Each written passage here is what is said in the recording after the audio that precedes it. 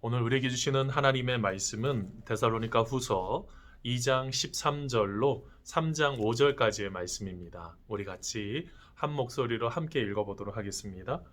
주께서 사랑하시는 형제들아, 우리가 항상 너희에 관하여 마땅히 하나님께 감사할 것은 하나님이 처음부터 너희를 택하사 성령의 거룩하게 하심과 진리를 믿음으로 구원을 받게 하심이니, 이를 위하여 우리의 복음으로 너희를 부르사 우리 주 예수 그리스도의 영광을 얻게 하려 하심이니라.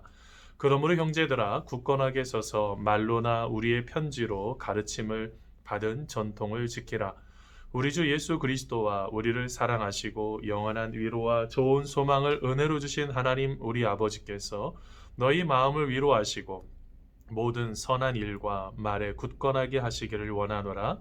끝으로 형제들아, 너희는 우리를 위하여 기도하기를, 주의 말씀이 너희 가운데에서와 같이 퍼져나가 영광스럽게 되고 또한 우리를 부당하고 악한 사람들에게서 건지시옵소서 하라. 믿음은 모든 사람의 것이 아니니라. 주는 미쁘사 너희를 굳건하게 하시고 악한 자에게서 지키시리라. 너희에 대하여는 우리가 명한 것을 너희가 행하고 또 행할 줄을 우리가 주 안에서 확신하노니, 주께서 너희 마음을 인도하여 하나님의 사랑과 그리스도의 인내에 들어가게 하시기를 원하노라. 아멘. 사랑하는 성도 여러분, 오늘 하루도 하나님 안에서 아름답게 세워가는 귀한 시간 되기를 바랍니다. 여러분, 우리가 삶을 살다가 보면 자신의 생각 속에 특별히 어디에 관심을 두고 있느냐, 무엇을 바라보고 있느냐에 따라서 우리의 삶이 여러분 달라지는 것을 알고 계십니까? 여러분, 한 일이 있습니다. 여러분, 인도에서 활동하던 한 선교사님이 귀국 보고회를 하고 있었죠. 그때 선교 중에 하나님께서 놀랍도록 역사하신 은혜들을 간증을 하게 되었습니다. 그런데 듣고 있었던 한 사람이 이렇게 말합니다. 선교사님의 말씀을 들으면 인도의 모든 사람이 예수님을 믿을 것 같은데, 제가 인도에서 사업을 수년간 했어도 예수 믿는 사람을 한 명도 못 봤습니다 라고 말하는 것입니다. 이 말을 들은 선교사님이 이런 질문을 했습니다. 한 가지 질문 드려도 됩니까? 혹시 선생님은 인도에서 호랑이를 보신 적이 있으십니까? 라고 질문합니다. 그럼요. 제가 호랑이 사냥은 얼마나 좋아하는데요. 호랑이 가죽도요, 집에 있습니다. 이 말을 들은 선교사님은 이렇게 말했다고 그럽니다. 선생님은 호랑이를 보기도 하고 잡기도 하셨다고 하지만 저는 인도에서 있는 수십 년을 살면서도 호랑이를 한 번도 본 적이 없습니다 라고 답을 합니다. 뭐란 거죠? 여러분, 어느 것에 관심을 두고 있느냐, 바로 그것이 내가 되는 것입니다. 내가 무엇인가를 보고 있느냐에 따라서 우리의 삶이 여러분 바뀌고 우리의 삶이 하나씩 하나씩 건강하게 세워갈 수 있는 거죠. 불평하는 것들을 보는 사람은요, 늘 불평만 보여요. 좋은 게 보일 리가 없죠. 근데 여러분, 늘 감사가 넘치는 분들은 어떨까요? 모든 것이요, 큰 감사로 바뀌어버립니다. 사랑하는 성도 여러분, 우리의 삶 속에 감사가 차고 넘치는 그런 은혜 가운데 거하기를 간절히 소원합니다. 여러분, 오늘 말씀에 보면 우리가 예수님을 믿는 사람들, 여러분 특별히 믿는 그 믿음이라는 게요, 오늘 말씀에 보니까 3장 2절에 보니까 믿음은 모든 사람의 것이 아니니라 라고 말하고 있어요. 믿음은 모든 사람의 것이 아니에요. 우리가 하나님 안에서 온전하게 잘 믿을 때, 그 길을 잘 따라갈 때 우리가 그 모든 것들을 풀어낼 수가 있는데요. 여러분, 구원받은 사람으로서 우리는 어떻게 생각을 하고 어떻게 삶을 따라가야 될지 오늘 말씀을 통해서 함께 알아가기를 원합니다. 여러분, 첫 번째로요, 우리가 하나님 앞에 서 있을 때는요, 우리들 하나님께서 우리를 택하여 주신 것에 대해서 먼저 감사해야 될 것 같아요. 여러분, 오늘 말씀에 보니까 여러분 13절에 주께서 사랑하시는 형제들아 라고 시작을 하고 있습니다. 누가 사랑한다고요? 주님께서 사랑하시는, 이렇게 표현하고 있어요. 여러분, 알고 계세요? 여러분, 데살로니가 교회는요, 약 한 3주간 그렇게 길지 못하게 복음을 증거하고 사도 바울이 급박하게 이동했던 곳인데요. 그 속에서 예수님을 믿는 사랑하는 형제 자매들이 생겨나기 시작한 것입니다. 놀라운 기적이죠. 짧은 시간 복음을 전했을 때 그들의 삶에 굉장한 변화가 있었습니다. 어떤 분들이 그렇게 얘기하는 걸 들어봤어요. 아니, 뭐 단기 선교 뭐 한 2주 뭐 그렇게 가서 복음을 전한다고 예수님을 믿는 사람들이 생겨나냐? 그렇지 않습니다. 여러분, 2주든 한 주든 내가 누군가에게 사랑을 베풀어주고 예수님을 믿는 사람들을 진짜로 한 사람 한 사람들을 섬겨주면서 함께 동역해서 선교의 사역을 감당할 때요. 거기에서요. 하나님께서 택하신 백성들을 허락해 주시는 거예요. 그러니까 하나님께서 은혜 베푸시니까 되는 거죠. 전도가 일어나고요. 새로운 변화가 일어날 수가 있는 것입니다. 여러분 이건 뭘 말하고 있습니까? 오늘 말씀에도 주께서 사랑하시는 이라는 이 부분들은 이게 얼마나 중요한지 몰라요. 하나님께서 우리를 선택하셨다는 거예요. 여러분 이게 얼마나 감사의 조건인지 몰라요. 뭐가 그렇게 예뻐서 이런 단어 제가 가끔씩 자주 사용하죠. 뭐가 그렇게 예뻐서 우리를 선택하셨을까요? 참 그래서 은혜라고 그래요. 내가 무엇인가를 한 게 없어요. 하나님께서 강권적으로 선택하신 거예요. 저도 저희 어머님 통해서 이제 신앙생활을 하게 되었지만 그 모든 것들을 되돌아보면 다 하나님의 은혜라고요. 오늘 말씀에 하나님께서 말씀하고 있는 것처럼 여러분 주님께서 작정하신 분들이 있어요. 선택하신 분들이 있어요. 여러분 사도행전 13장 48절에 보면 영생을 주시기로 작정된 자들은 믿더라 라는 말이 있습니다. 예수님께서 작정하신 분들은 다 믿었다는 거예요. 이게 하나님의 은혜죠. 이게 얼마나 감사한 일인지 몰라요. 여러분 우리가 신앙생활 하면서 참 이런 부분들 많이 경험합니다. 여러분 알고 계세요? 어떨 때 전도하다 보면요. 마음이 완전히 딱딱하게 굳어있는 분들이 있어요. 도대체 예수님을 믿으려고 하지도 않고 야 이거 어떻게 하지? 하는데 어느 날 보니까 그분이 교회에 와서 앉아있어요. 알고 봤더니 어떤 사람이 그냥 지나가는 말로 교회 같이 가시겠어요? 그냥 뭐 이렇게 얘기를 한 건데 그분이 그러시죠? 하고 뻘떡 일어나서 온 거예요. 근데 어떻게 된 거예요?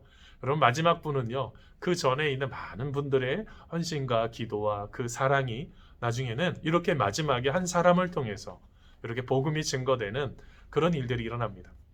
여러분 하나님 안에서 선택받은 백성이라는 생각을 절대로 놓치지 않으셔야 돼요. 이스라엘 백성들이 그 어려움 속에서도 이렇게 마지막까지 그리고 힘든 그 시간의 여정들 가운데서도 이스라엘이 승리할 수 있는 결정적인 이유 중에 하나는 그들은 뭘 했을까요?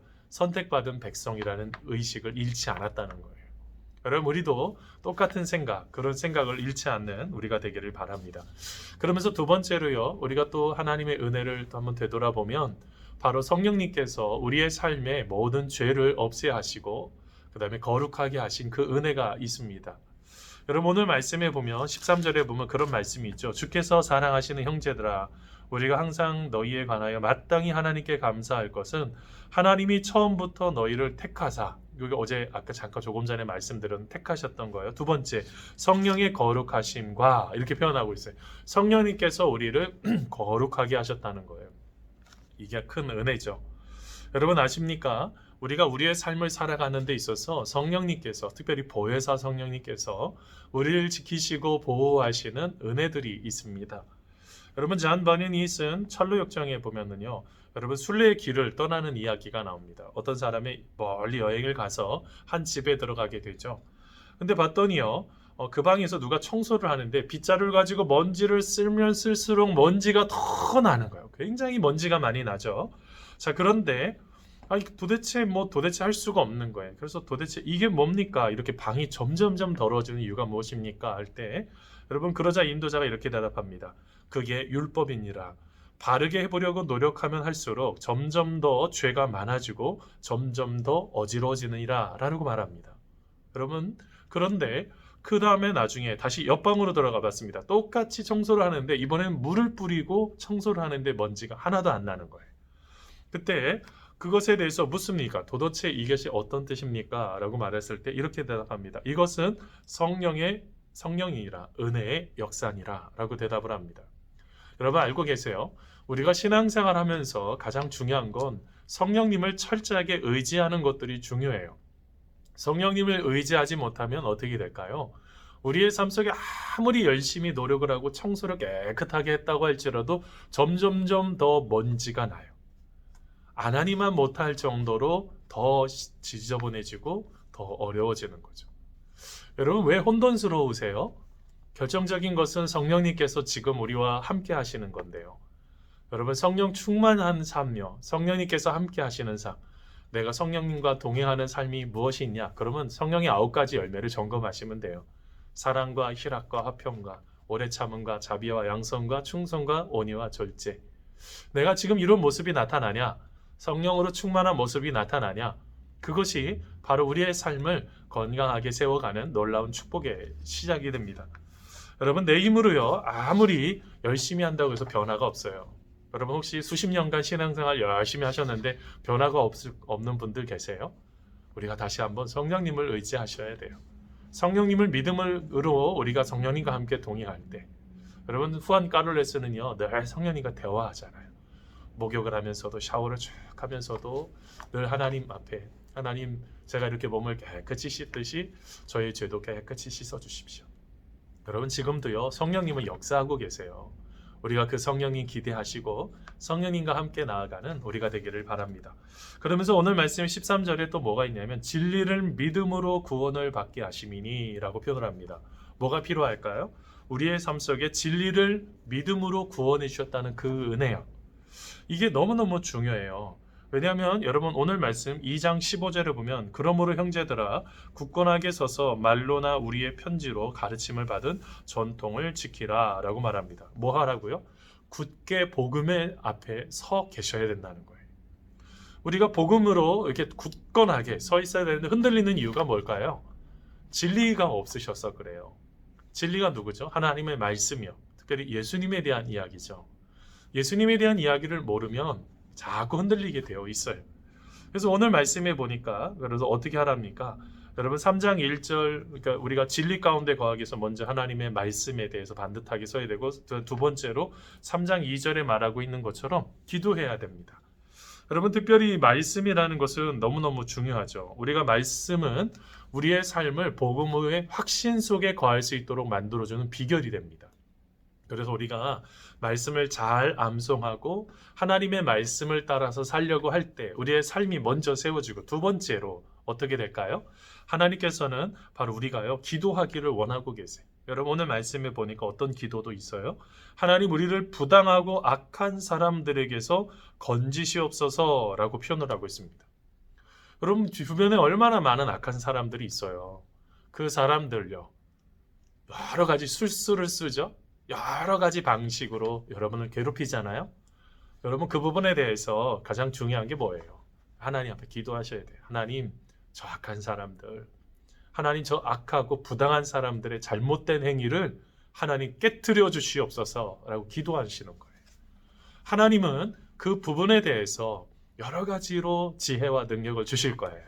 여러분, 이것을 우리가 갖고 있는 거, 이게 참 중요합니다. 특별히 여러분, 이 데살로니가서 3장 1절에 보면 기도하기를 이라는 단어는요, 이것도 현재 명령형이에요. 계속 기도하셔야지 돼요. 한 번, 두 번 기도했다고 해서 멈추시지 마세요. 계속 기도하셔야 돼요. 그렇게 될 때 우리의 삶이 다시 세워집니다. 사랑하는 성도 여러분, 오늘 말씀에 보니까요, 굳게 서라 라고 주님께서 말씀하고 계세요. 우리의 삶도요 굳게 서기를 하나님은 원하고 계세요. 오늘 하루 하나님 안에서 굳게 세워지는, 그리고 아름답게 세워지는 우리 사랑하는 성도님들 되어서 특별히 하나님의 마음에 합한 사람들이 다 되셨으면 좋겠습니다. 여러분들을 흔들리게 하는 것들이 무엇이 있나요? 다시 한번요 말씀의 자리로 나아가세요. 우리가 이제 올 한 해 얼마 안 남았죠. 이제 남은 시간 동안 바울 서신을 한 번 더 읽어보셔도 좋겠고요. 특별히 사도 요한 그 사랑에 대한 서신들이 참 많이 나오지 않습니까?